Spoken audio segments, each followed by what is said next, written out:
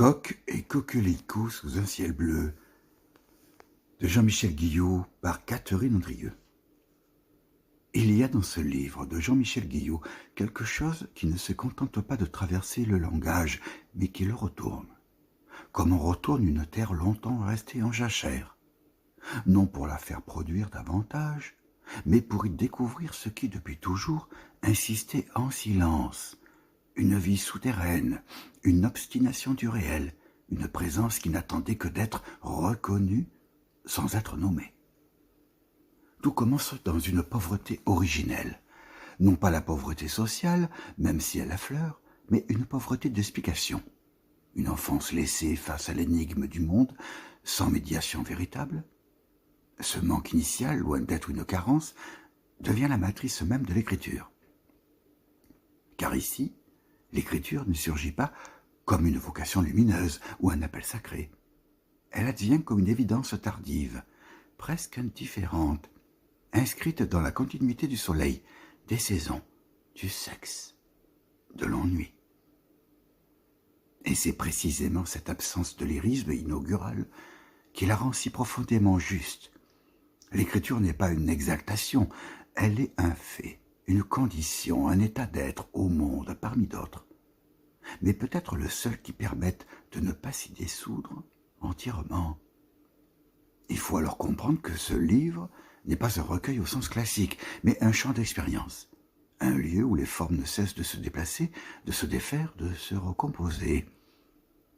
Chaque texte semble naître d'un centre instable, tantôt autobiographique, tantôt mythologique, tantôt philosophique, tantôt presque burlesque, mais toujours traversé par une même nécessité, dire ce qui échappe au dire, sans jamais le réduire. La figure de la fille de la forêt marque un seuil décisif. Elle n'est pas un personnage, ni même une allégorie, elle est une apparition qui ouvre le langage à une dimension autre, archaïque, presque chamanique. À partir de là, le monde cesse d'être un décor pour devenir un interlocuteur. Les arbres parlent, les oiseaux deviennent intelligibles, les cycles du temps se révèlent dans leur épaisseur rituelle. L'écriture devient alors une forme d'initiation, non pas vers un savoir, mais vers une intensité du sensible que la modernité a progressivement désapprise. Mais cette ouverture ne mène pas à une quelconque harmonie naïve. Au contraire, elle révèle l'instabilité fondamentale de l'existence. Le labyrinthe qui apparaît ensuite n'est pas à sortir, il est à habiter. Ce qui disparaît, ce n'est pas l'égarement, mais l'illusion d'un centre. L'horizon recule, et dans ce recul même se tient la possibilité de vivre, non plus comme résolution, mais comme énigme maintenue. Ce qui frappe, dans l'ensemble du livre, c'est la capacité à faire coexister des registres apparemment incompatibles, la trivialité, le sacré, le grotesque et le métaphysique, la dérision et la tendresse. Le langage s'y déploie comme une matière vivante, capable d'absorber les contradictions sans les résoudre, les invectives, les jeux de mots, les listes absurdes, les références érudites, tout cela ne relève pas d'un effet de style, mais d'une nécessité.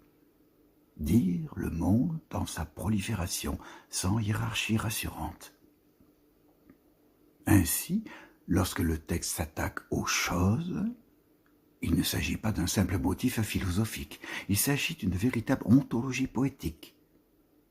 Les choses ne sont pas ce que nous en faisons, elles excèdent nos usages, nos catégories, nos langues mêmes. Elles existent dans une réalité qui leur est propre et qui parfois déborde la nôtre, nous saisit, nous déplace, nous dépossède de notre position de sujet. Le poète devient alors non plus celui qui nomme, mais celui qui est nommé par ce qui le traverse. La musique, elle aussi, occupe une place centrale, non comme thème, mais comme principe.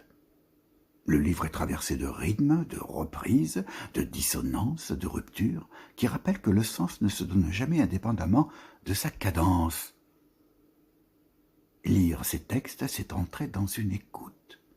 Et dans cette écoute est toujours menacée, toujours sur le point de se briser, comme si la musique elle-même portait en elle sa propre fin. Il y a également une violence diffuse, jamais spectaculaire, mais constamment présente. Violence de l'histoire, évoquée en quelques éclats fulgurants, violence des relations humaines, des illusions brisées, des amours impossibles. Violence du langage lui-même qui ne cesse de se heurter à ses limites. Et pourtant cette violence ne conduit pas au désespoir. Elle ouvre au contraire un espace de lucidité, une forme de joie sans consolation, qui tient précisément dans l'acceptation de ce qui ne peut être réparé. Le livre se termine comme il devait se terminer, dans un mouvement de retour, non pas vers l'origine, mais vers une forme d'apaisement qui n'efface rien. Le requiem n'est pas une clôture, mais une traversée supplémentaire. Les morts ne sont pas convoqués pour être pleurés, mais pour être reconnus comme partie intégrante de ce qui continue. Le poème devient alors un lieu de passage, un espace où le vivant et le disparu coexistent sans se confondre. Ce qui demeure au terme de cette lecture, c'est une impression de densité rare. Rien n'est ici gratuit, rien n'est décoratif. Chaque phrase semble avoir été arrachée à une nécessité intérieure, comme si écrire relevait moins d'un choix que d'une contrainte ontologique. Et c'est peut-être là que réside la force la plus profonde de ce livre, dans cette fidélité à ce qui tremble, à ce qui résiste, à ce qui ne se laisse pas réduire. On n'en sort pas avec des réponses, mais avec une intensité accrue du regard, une attention plus aiguë à ce qui d'ordinaire nous échappe. Et c'est déjà immense. On vit 2 fois dans les mots, on y meurt aussi.